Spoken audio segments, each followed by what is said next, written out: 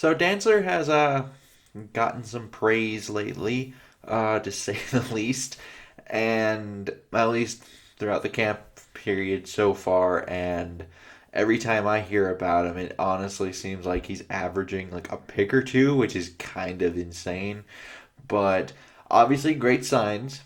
The young corners will be tested early because if you just look at the first three games, you have Devonte Adams, you have T.Y. Hilton, and A.J. Brown, who's going into his second year but did have 1,000 yards last year.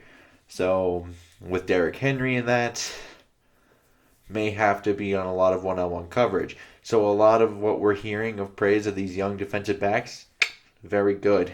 And I think we should, after the first 3 to 5 games, because of that, we should see a lot of, we should have a decent sense where things stand. And the nickel trend I wanted to talk about, I find kind of interesting, and I don't think I've heard anyone else kind of bring this up yet.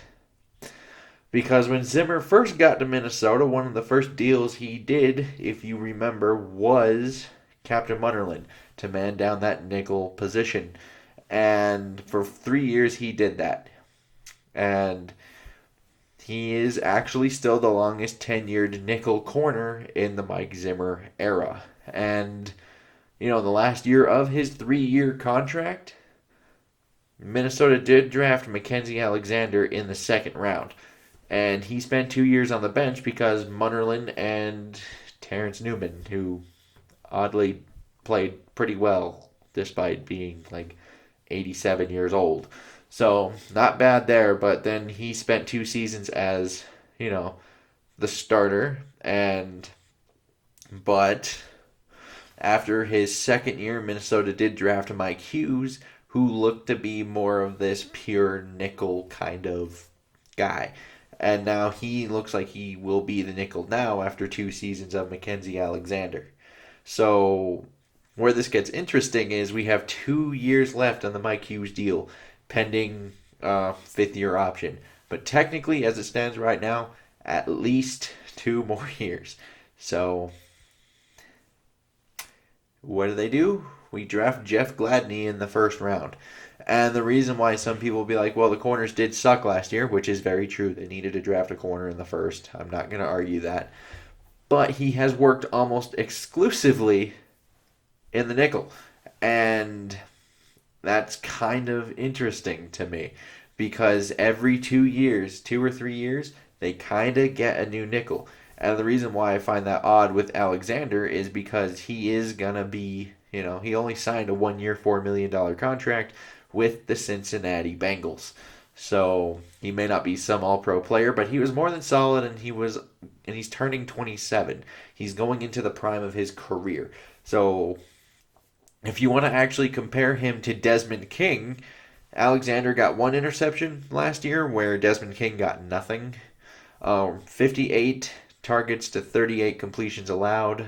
54 targets and 45 completions allowed for Desmond King. The yards, 324 for Alexander, 514 for Desmond King.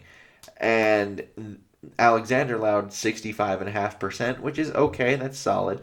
And then Desmond King was at 83.3%. Yards per target, 5.6 for Alexander, 9.5 for Desmond King.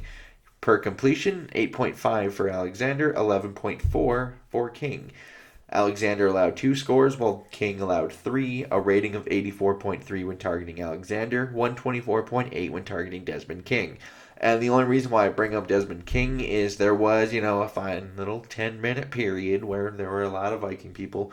It's like, oh, Jaleel Johnson, he tweeted something out about Desmond King. We should go get him because we lost a bunch of corners. And oddly, the 1-year, $4 million contract, you can argue is actually significantly better to do with Mackenzie Alexander. That's why it's like, little interesting.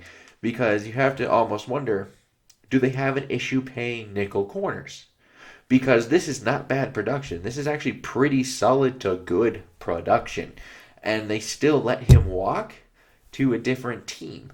So I found it interesting, and it might be nothing. It could be something. Who knows? Because, when you are paying players, you do have to pick and choose spots. It's like, maybe we don't give as much money to this position because we got to pay, we got to pay a quarterback, we got to play receiver, we got to pay, some linebackers, got to pay the edge rushers, all that kind of thing. And maybe this is a position that kind of gets the sacrificial goat, so to speak.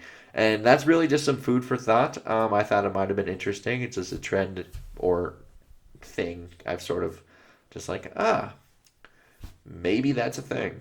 So, like your comments down below, liking and subscribing, super helpful. And, until next time, I bid y'all adieu.